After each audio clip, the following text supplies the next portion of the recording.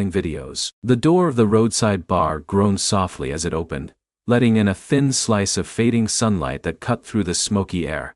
Conversations paused. Laughter faded. For a brief moment, every tattooed, battle-worn face in the room turned toward the entrance.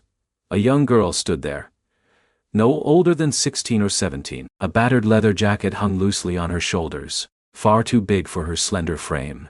Her sneakers were stained with dirt, her jeans frayed at the knees, and her hair was pulled back in a careless ponytail. She clutched the edges of the jacket like armor, hesitating under the weight of so many staring eyes. At first, the reaction wasn't cruel, just disbelief, the kind of uneasy amusement that spreads when something doesn't belong. Then came the laughter. A few mocking whistles, bottles clinked, boots scraped the floor. This was the Iron Wolves Bar, home to one of the most feared biker clubs in the county.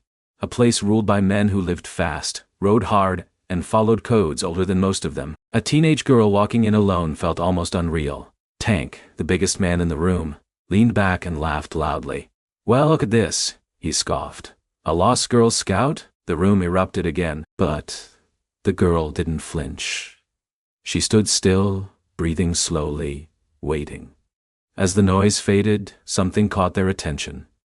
A patch on the back of her jacket. Before we continue, if you believe in kindness, second chances, and quiet courage, take a moment to like, comment, share, and subscribe to Adult Kindness Corners. Your support helps us share stories that remind the world there's still good left.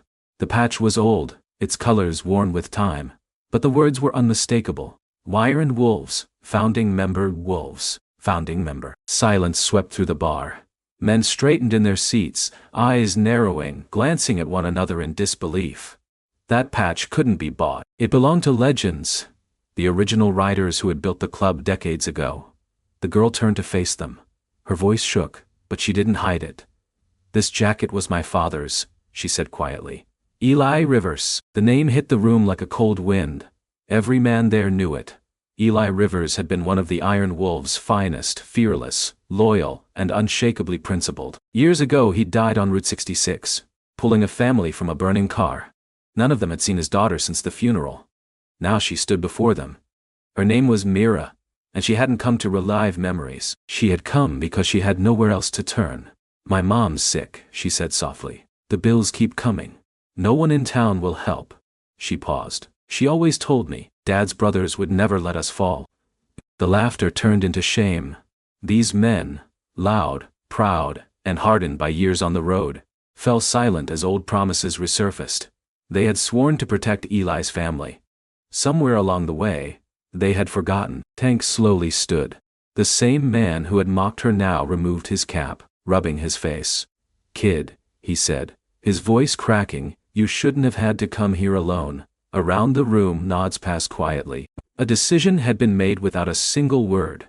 That night, Mira rode home surrounded by the thunder of engines. The Iron Wolves moved together like they once had, headlights tearing through the darkness. They didn't just fix her house. They rebuilt it. The next morning, neighbors watched in disbelief as bikers painted walls, repaired fences, and unloaded groceries. For the first time in years, Mira's mother smiled. But the change didn't stop there. Mira became a reminder of who the Iron Wolves used to be, and who they still could be.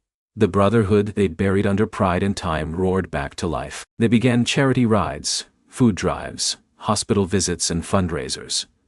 Always riding together, always wearing their patches with purpose. And at the front of every ride was Mira, riding her father's restored bike, steady and fearless. The town started calling her Lithe Little Wolf. Months later, at the annual Iron Wolves gathering, Tank handed her a cloth-wrapped bundle. Inside was a newly made patch. It read, "Legacy Ridery," below it, in smaller letters, "Daughter of Eli Rivers Idishtrot." As she stitched it beside her father's original patch, not a single man looked away. Not a single eye stayed dry. She looked up and smiled gently. "My dad used to say," she whispered, "the patch doesn't make you strong. It reminds you who you ride for." The room fell silent. Because in that moment, every one of them understood, it wasn't leather or thread that held their brotherhood together. It was loyalty, love, and courage that didn't need to shout to be heard. From that day on, wherever the Iron Wolves rode, people noticed the young girl among them, the one whose jacket told a story louder than any engine. She wasn't just carrying her father's legacy, she was creating her own. If this story moved you, please like, share and subscribe to A Kindness Corner.